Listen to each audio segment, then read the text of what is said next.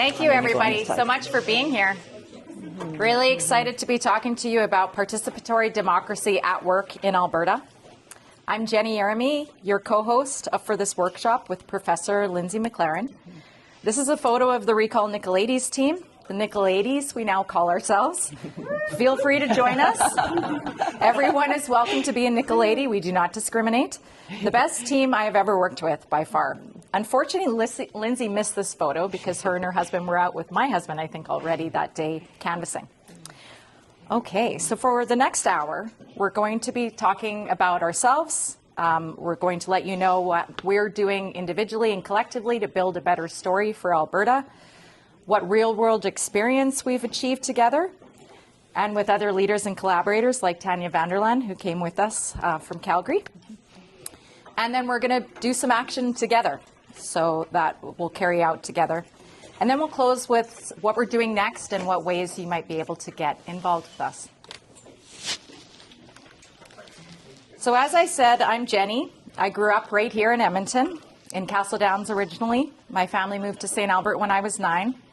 I was a camp counselor. I played in every school sport, was on student council and musical theater. But in grade 2, I knew I wanted to be a scientist, a chemist.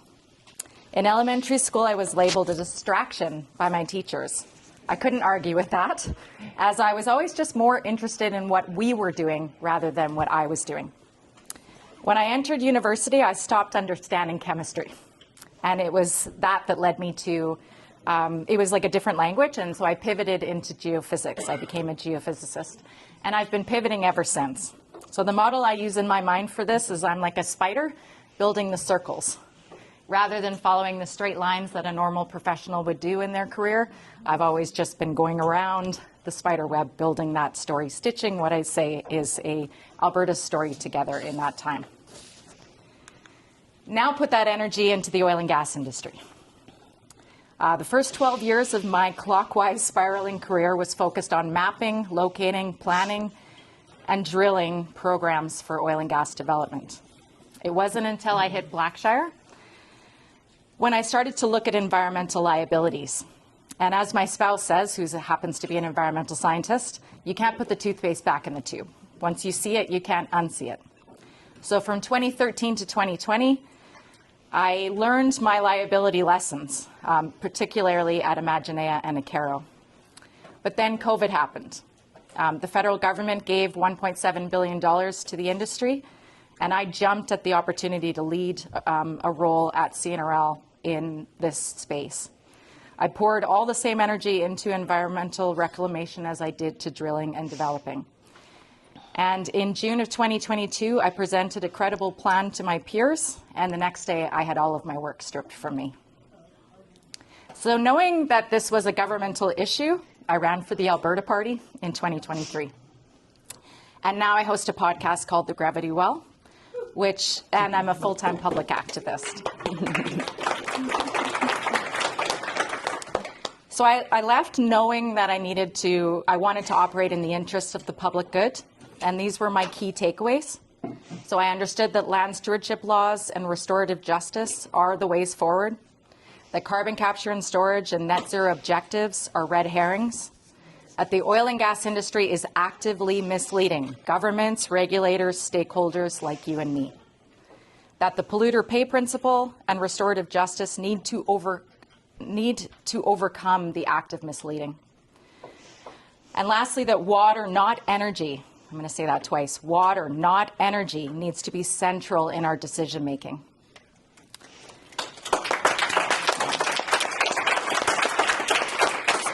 So the only way that's going to happen is if we collectively come together and make it happen. So thank you very much for participating today. That's the first start of this. Okay, I'm going to let Lindsay do the same introductions, please. Okay, great. Thank you. All right, thanks, Jenny. Good morning, everyone. My name is Lindsay McLaren. I'm a professor of public health at the University of Calgary. When people hear the phrase public health, they often think of healthcare, but that's not actually quite correct. Public health is about keeping people healthy in the first place by providing the conditions for all people to be well. Public health is about thinking upstream, and I'm going to try and cross my fingers that I can play a video here. You're standing on the edge of a river. All of a sudden, a flailing, drowning child comes floating by. Without thinking, you dive in, grab the child, and swim to shore. Before you can recover, another child comes floating by. So you dive in and rescue her as well. Then another child drifts into sight. And another, and another. Eventually, hopefully, some wise person will ask, who keeps chucking these kids in the river? And they'll head upstream to find out. Every time we have to clean up an environmental disaster, every time a young person winds up in jail, every time people have to take medications to make up for the fact that they couldn't afford good food, we're suffering from the results of downstream thinking. Thinking upstream means making smarter decisions about what kind of country we want.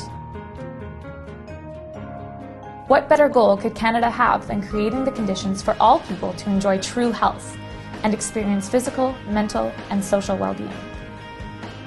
It's the best way to measure our success, and upstream thinking is the way we get there. Help us make the mainstream look upstream. Visit us at thinkupstream.net to find out more. So thinking upstream involves focusing on the conditions in which we live, work, and play, as well as the power and politics that cause the quality of those conditions to be very unequal and indeed deeply unfair. An example I give all the time with my undergraduate students is that it is virtually impossible to maintain good health if you don't have a stable home. In a country as wealthy as Canada, there is more than enough money for everyone to have a good home, yet that's clearly not the case. This is power at work. This is certain people making certain decisions that serve certain interests, and those certain interests are certainly not the well-being of all of our communities. Because of the centrality of power and politics, it's not tenable for public health and social determinants of health to stay in the classroom or in the context of academic research. It requires walking the talk and speaking up and showing up when governments are doing deeply harmful things. One example in my case was the Recall Nicolaides campaign, which is how I had the great pleasure of meeting and working with Jenny, and which has formed the basis for our workshop here today. My longstanding interest in how do we create the conditions for everyone to be well have led to my current focus on a well-being economy, which I'll return to in a second. And this lovely visual is a graphic from a Parkland Institute conference that we held on a well-being economy for Alberta a few years ago. So briefly for now, a well-being economy is an economy in service of life and all life. And it offers a beautiful and upstream vision for creating the conditions for people to be well. It does so through these 4 Ps, of which I'll just highlight 2 for now. So purpose, what kind of a province do we want? What are we working towards? And people-powered, coming together to realize that vision. And so this, of course, is an excellent fit with this conference, focus on common purpose, collective action, and with our session today on participatory democracy. So. Oh, and back over to Jenny. Yeah. So super lucky that I live near Lindsay. So it's really interesting leaving the industry, understanding that land-based organizing is essential, but it took me taking democratic action to meet somebody like Lindsay. Mm-hmm. So this was us meeting. We're actually not in this photo, but this is the only photo I had of our first encounter in the park in Bo'ness. We held a meeting to celebrate the fact that we held off clear-cut logging in the headwaters of the Highwood. And so this is the first time we met 2 years ago. So take it away. Okay, great. All right, so I have the privilege of offering a bit of stage setting that I hope will help us in not only hoping for a better future, but also understanding how we got here and outlining some contours of our future. Okay, so I'll start by perhaps stating the obvious in this crowd, which is that we're living in what some people call a polycrisis. So a polycrisis means a combination of significant and interconnected problems. These include environmental devastation, widening social and economic inequalities, and increasing concentration of wealth and power, declining affordability of necessities and erosion of public services and supports, and ideological extremism. And the polycrisis term, I think, is helpful because it draws attention to the interconnected nature of these problems. They are not separate, and they cannot be tackled separately. Thank you. Indeed, all of these problems have common root causes, which have a great deal to do with the way we organize our economy and the resulting distribution of power.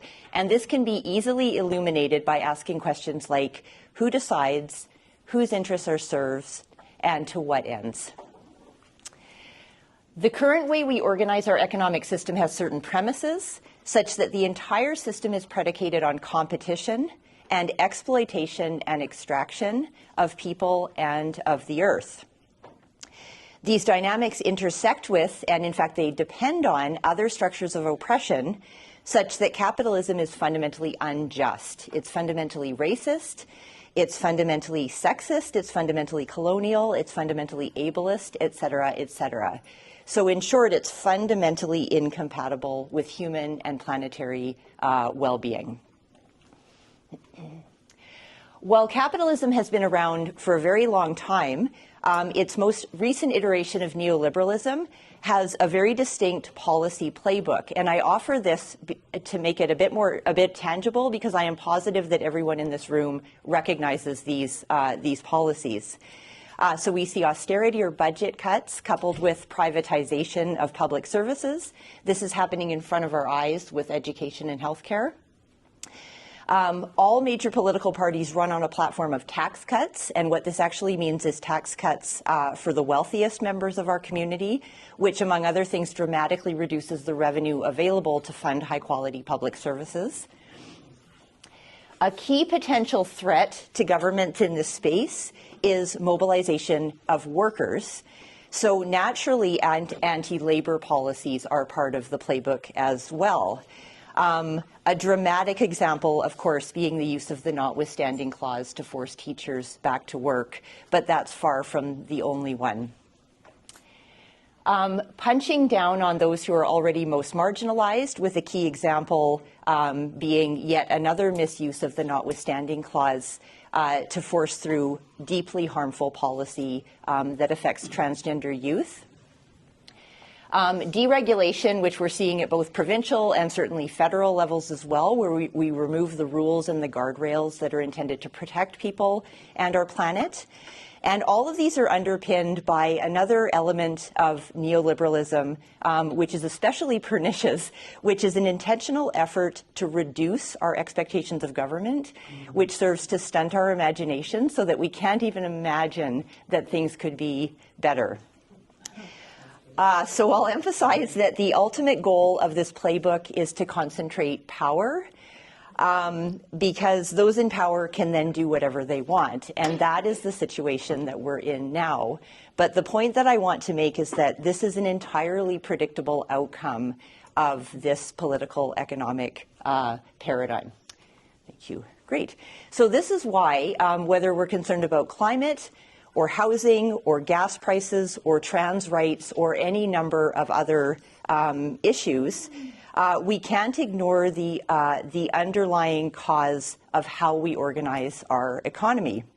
And indeed, there's immense power to be drawn from working together to try to reclaim it, so that it supports rather than harms people and the planet. And I'll just flag that the inaugural Global Reclaim the Economy Week was held just earlier this year. So reclaiming the economy involves, firstly, stripping that word down and getting rid of all the very, very dominant narrative about what the economy is. So economy simply means, how do we provide for one another? That's it. And some people strip it down even further to how we care for one another. This then makes it easy to see that this can take very different forms, and we happen to have a very, very bad one right now. So it's important not to treat economy as some sort of external entity subject to universal laws over which we have no control, which is embodied by the very common question, how is the economy doing, right? It just signals that it's sort of outside of us and we're separate from it. But rather to ask different questions like, does everyone have the social foundations needed to thrive? And are we achieving this within the limits of our planet? And if the answer is no, then the economy is not doing its job and we should come together and push for something different. Thank you. So this is where the well-being economy comes in. So the well-being economy provides a frame for thinking about alternative ways of organizing our economy, or in other words, alternative ways of caring for one another. In contrast to our current system, a well-being economy places the well-being of all people and of our planet at the center.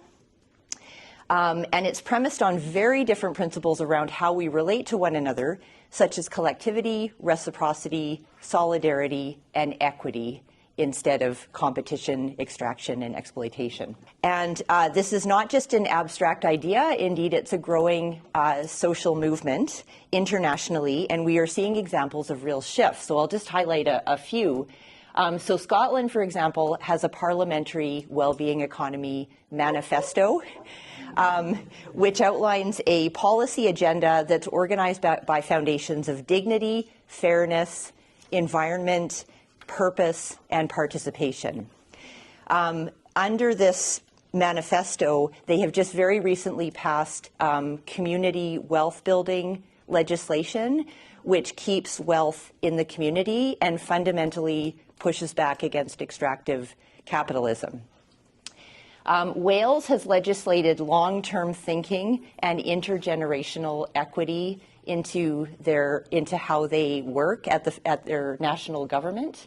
They have a Well-Being of Future Generations Act and a commissioner who is empowered to insist that policy is forward-looking. The city of Nanaimo, British Columbia, has adopted the Well-Being Economy Framework in the form of donut economics, which some of you may have heard of as their city vision. And even in Canada, our federal government has a quality of life framework that is theoretically positioned to help us move beyond GDP, which again is a key root cause of so many problems. There's also many, many local examples of how we can provide for one another in very different ways. Just one example that I happen to know a little bit about is the Bow Valley Green Energy Co-op. And this is aligned with well-being economy thinking because it takes an essential need, energy, and it provides it in a way that rather than customers being at the mercy of large, distant corporations, it is community owned, and it's focused on supporting renewable energy generation locally. So it fundamentally changes the relationships at the heart of this essential need, and it's really just one example. And so finally, just speaking to the momentum of the movement, in the bottom right here is my colleague Melissa Gorey and I at the recent Wellbeing Economy Forum in Iceland just last month. Great, thank you. Yeah, so thank you so much, Lindsay, for framing both the problem that we're facing and the opportunity that we are at today. So right now we're going to walk through the Operation Total Recall movement that Lindsay and I were a part of, a pleasure to be a part of over the last year. So I've broken down the effort into 5 different areas. Firstly, building solidarity. This was the moment where we were helping to understand who is in the space that we care about, what are the areas that people do want to focus on, and what is our interdependence. Then we talked about education. So I'm seeing Tammy in the back here. Tammy was a big part of the AB resistance movement, which was a lot of education I'll get into for us. And again, trying to focus on the issues that matter to us today, but also tomorrow. And we began training ourselves. I took several courses last year. One of them, Organizing for Power, was one that came into play of what we did in this work. We built an intake system from that effort, and we helped learn how to engage properly with our neighbors through that process as well. So the first area, building solidarity, I hope demonstrates a commitment to one's own values bearing fruit. So I started with the gravity well, building some of my own things that I thought were important to educate people on. Through that, I found For Our Kids Alberta. So if you aren't familiar with For Our Kids, they are an advocacy group across Canada. In Alberta, they're focused on policy, on education policy. And I was informed that fossil fuel propaganda didn't stop in my workforce. It was also being injected into the schools, not only in Alberta, but across the country. So I took that information to my MLA, and my MLA said, leave my office and don't come back. So I joined AB Resistance. And so AB Resistance started on Twitter.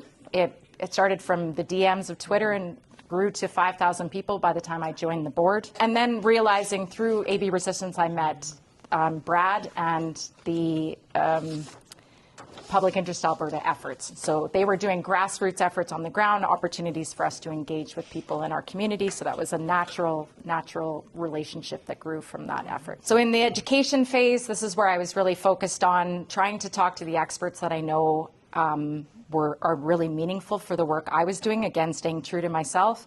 This is an example of Kevin Van Tighem and Lauren Fitch helping me understand that if we want to deal with the 80-20 rule in Alberta, to address our issues bigly is the headwaters. We have to make sure that we're looking after our headwaters. So that was a big lesson for me. And then this is the Alberta Resistance Town Hall that was held in Calgary of October 2024. We had a dozen speakers speaking about all the different areas that the government is eroding our public services. We did guest speaking events. So Tammy, I know, was on Nate Pike's The Breakdown. He was a big part of our success in getting the word out. And I, myself, and Mark also attended him. And then this is just showing that we did do this training, the Organizing for Power training, during that time as well. So then the fun part started happening. I don't know how many of you were a part of the Forever Canadian campaign? Awesome. Yeah. So there was a big, love it. Right. So we talked about going in the spring of 2025, and the Forever Canadian thing launched, and we said there's two great reasons not to go. Number one, we'll be in the way of this, and number two, we need to learn from this. And one of the things that was my favorite part of the Forever Canadian campaign was hearing Thomas Lukasik on the news say, I am not in control of this thing. It has grown its own arms and legs. It was just so wonderful to see how people decided how to lead this in our own ways. And what an accomplishment. I just want to remind us what an accomplishment that was. So we spent a lot of time building a system based on what Forever Canadian demonstrated for us. With the teachers' strike on the verge, we decided that it was go time for this campaign. And it was in October, so we thought, let's make Halloween a theme, knowing again from the Forever Canadian petition that we needed to make use of the events that people were already in the community. So that's hence the theme of our October 16th event. Our launch was Halloween. And then something magical happened because of the efforts that we did on the solidarity front. We know the Centurions support us. We know the Calgarians support us. We know that teachers, you guys are fed up, and we've been doing more and more and more with less. So this is really do or die. This is a moment where we can really turn up the pressure and try to put so I'm going to do a bit of talk, but really what we're going to do is the plan is. The plan is to get teachers for others to go out and knock off.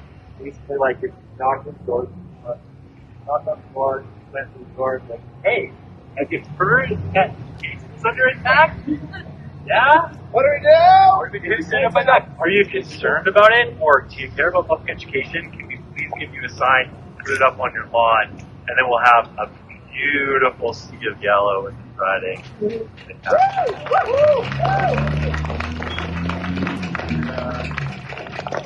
So this was in advance of the official launch, the official Halloween launch. Tanya and I were 2 of 4 people that had badges, and we collected over 600 signatures that day. And so what that was is Edmontonians coming down to Calgary, mostly teachers, joining other teachers and other local people, and they did exactly what they said. They flooded the community with yellow signs for us. So we knew as we were door knocking, these were the houses that were going to be friendly. It was a remarkable put in your effort and see it reap rewards. And then the last thing I wanted to mention in the organizing space is relinquishing control. Because as we saw, as I said with Thomas, it was definitely, it was the same for me. The website I had this, as you see, this god-awful Halloween theme. I had a professional come and say, no, that's not happening. He took over the website, and then Tanya took over the social media as well. Okay, so in the intake stage, so as I said, I used the Forever Canadian thing. This is, again, courtesy of Tammy. We got these costumes for Halloween night. It was pretty remarkable to be... to bring that theme into it, it was fabulous. It was a really big hit. We also got a lot of really good signatures that night. And then Operation Total Recall started to erupt. So by November, we saw 21 other recall campaigns that were in the works. And here's a sample of how this happened. This happened through text messages. It happened through DMs. This is the organizing that we did. This happens to be an exchange that I had with Melissa, who ended up leading the Recall Sawney campaign. Sawney had held a town hall hoping to appease everybody, and instead they were shouting, recall, recall. So that was us talking about it, and then she launched that campaign after that. And then Operation Total Recall happened. I don't know if James is in this room. There he is. James is responsible for Operation Total Recall, everybody. Yeah. So it was just a fabulous way for everyone to know what was happening. And for me, when we were done the campaign, it was a great way to know how to help the other ones. So understanding that this was a huge undertaking, we had this great first wave that we talked about, these signing stations that bore fruit, but we realized early on that we had to do some door knocking. So, and this was really incredible to see people that had never been door knocking before in their lives become instant, fabulous door knockers. They were able to have difficult conversations. They were able to, talk about really important things. Why is that? Because most of them were teachers. They don't have the luxury of not doing these things. So I have to say, and actually I'm going to point out Kira Gunn, who's in the back here. She ran federally. She helped with the organizing of door knockers.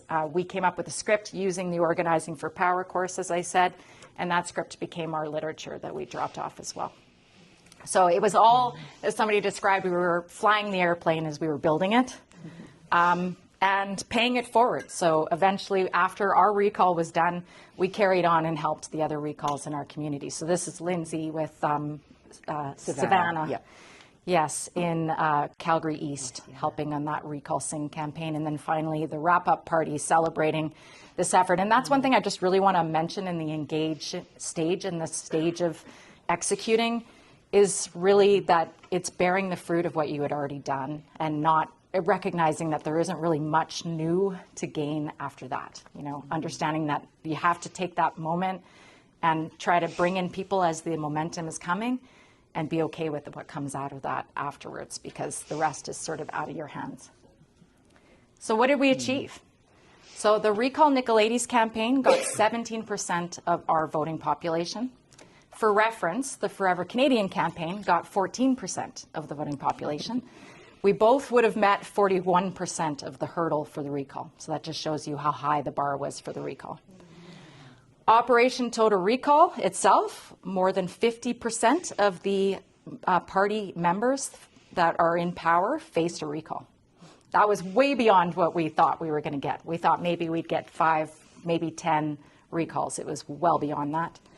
The signature count acquired. So on average of the ones that were submitted, we had an average signature count of 6.2%. And so that means 52% of the recall campaigns could separate from the province if that was our hurdle to meet. So keep that in mind. That is how much they've made it easy for the separatist movement. Yeah. Okay, that's all I wanted to say. Now we're going to get into some fun stuff. So this is a workshop. I anticipate you're all anticipating some interaction and discussion. So we thought we'd start with a discussion that kind of allows everyone to engage in what we've just shared.